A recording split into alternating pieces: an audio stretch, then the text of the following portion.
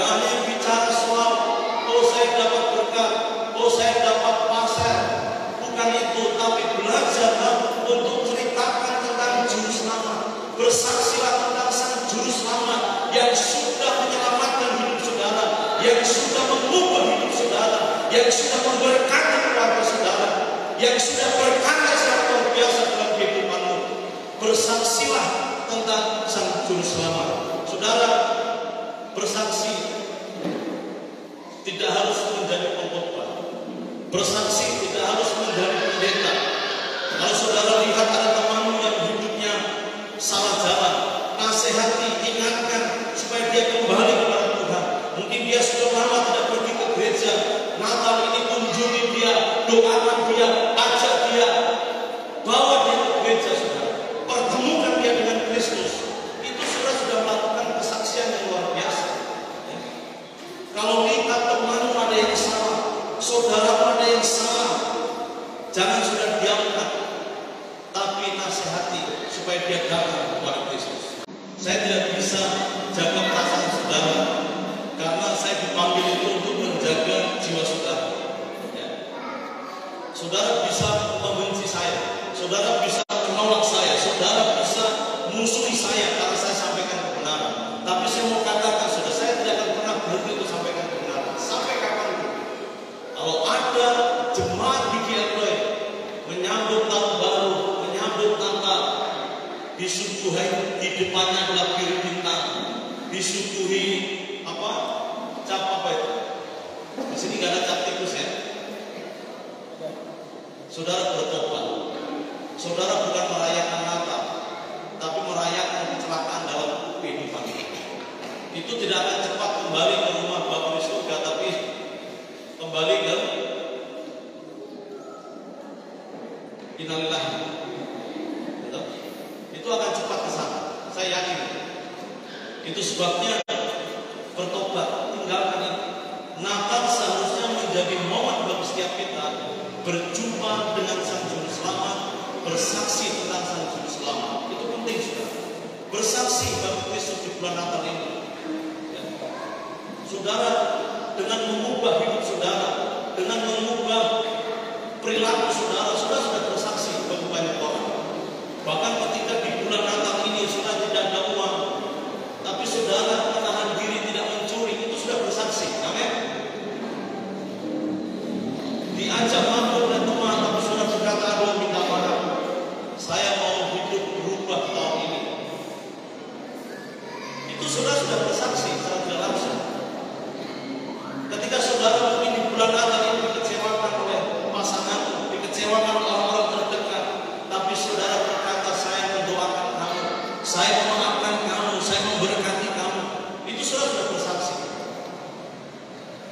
Ketika teman bersama dan sudah berkata, saya memaafkan kamu, pertemanan kita akan tetap selamanya. Itu saudara bersaksi bagi dia. Ya. Saudara bersaksi. Bahkan anak-anak muda yang datang hari ini di bulan Natal ini, apalagi tahun baru, ada yang sudah bikin janji, teman, kita pergi ke pantai sudah malam tahun baru. Bikin apa? Sama siapa? Sendiri saja dong, kita berdua saja. Saudara berkata, minta maaf, saya akan datang ke gereja. Saya tidak tertarik pergi ke pantai, saya mau datang ke gereja. Itu sudah bersaksi. Ya. Orang tua tolong perhatikan itu. Ya. Kalau ada malam tahun baru, anakmu sudah mulai dandan, sudah mulai gaya lain-lain, itu hati-hati. Jangan-jangan di HP-nya dia sudah baru janji dengan dia punya pacar. Gitu. Ayo kita rayakan malam tahun baru bersama-sama. Dengan siapa? Ya kita berdua saja. Sudah bertobat. Lebih baik saudara datang ke gereja beribadah. Lebih baik saudara cari Tuhan. Amin. Siap? Siap? Mana anak muda? Tidak ada suara. Jangan-jangan sudah penuh dengan janji-janji. Betul itu. Malam tahun baru sudah mulai janji-janji, sudah mulai kumpul uang 1.000 sudah untuk apa? Bukan untuk main futsal, atau untuk apa? Sudah kita tombok-tombok saja. Bukan untuk beli bandrek, tapi beli apa? Beli miras. Hati-hati sudah. hidupmu berharga di hadapan Tuhan. Jangan kau hancurkan hanya untuk 1 jam, hanya untuk 2 jam kenikmatan sesaat duniawi itu. Bawa hidupmu kepada Tuhan, berikan hidupmu bagi Tuhan, bersaksilah melalui hidupmu, saudara. Ya, saya mau katakan begini, anak-anak muda, banyak pria-pria itu hanya sebenarnya menginginkan tubuhmu, bukan mencintai kau dengan sepenuhnya. Jadi kamu hati-hati, kamu jaga betul hidupmu, saudara. Karena kalau laki-laki sudah dapat, kamu bisa ditinggalkan. Yang ada apa? Kamu kecewa, kamu mengemis-mengemis, gitu. Kamu merengek-merengek, aduh, tolong. Dia tidak akan memperhatikan lagi. Itu sebabnya jaga betul-betul bulan Natal ini, jaga hidupmu. Banyak orang hari ini menyanyi dari mulutnya, tapi tidak memuliakan Allah. Bisa tidak orang Kristen menyanyi tapi tidak memuliakan Allah? Bisa. Saudara, menyanyi, memuji Tuhan, dan memuliakan Allah itu adalah paket lengkap hidup orang Kristen. Orang Kristen tidak bisa hanya di bulan Desember bernyanyi bagi Tuhan, tapi tidak memuliakan Tuhan. Harus dua-duanya jalan. Memuji Tuhan, tapi juga memuliakan Allah. Nyanyian kita harus nyanyian yang lahir dari hati kita. Kalau saudara perhatikan di situ, para gembala ketika mereka memuji Tuhan, mereka tidak memuji Tuhan dengan bawa kita. Mereka tidak memuji Tuhan dengan full band. Mereka tidak bawa di mana-mana kemenangan iman. Mereka tidak bawa orang gini bilang suplemen diri. Tidak ada. Tapi coba, nyanyian mereka itu keluar dari hati yang sudah diubahkan, dari mulut yang sudah dikuduskan. Sehingga apa, saudara? Itu lahir dari hati. Nyanyian yang pujiannya itu memuliakan Tuhan. Orang-orang Kristen dengan baik-baik, khususnya jemaat GGLB, belajarlah bukan hanya menyanyi dengan mulutmu, tapi bernyanyilah karena hidupmu sudah diubahkan oleh Tuhan. Sehingga nyanyian itu memuliakan Tuhan. Dunia hari ini terlalu banyak dicemari dengan nyanyian-nyanyian yang menyesatkan.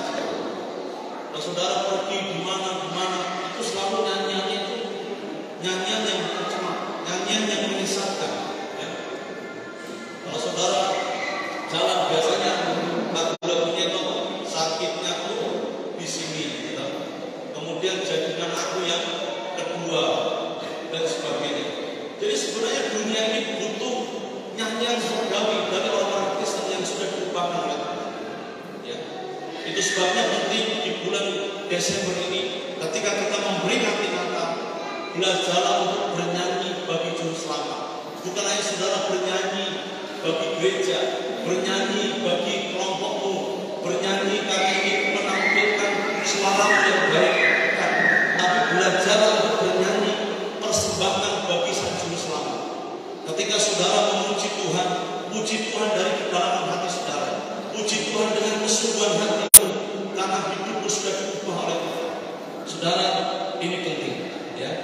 Tuhan panggil setiap kita bukan hanya sekedar bernyanyi, bukan hanya sekedar mengeluarkan suara, tapi yang Tuhan mau kita menjadi pemuji-pemuji. Pemuji itu beda dengan penyanyi. Penyanyi itu hanya sekedar menunjukkan suaranya. Itu sebabnya kalau suaranya bagus, musiknya tidak bagus, bertengkar. Satu dengan lain tidak bagus, bisa berpecah. Tapi kalau seorang pemuji, dia mau suaranya bagus, mau musiknya amburadul, dia akan tetap memuji Tuhan. Kenapa? Karena memuji Tuhan itu bicara tentang menyembah Tuhan. Itu bicara soal gaya hidup. Dan memuji itu biasanya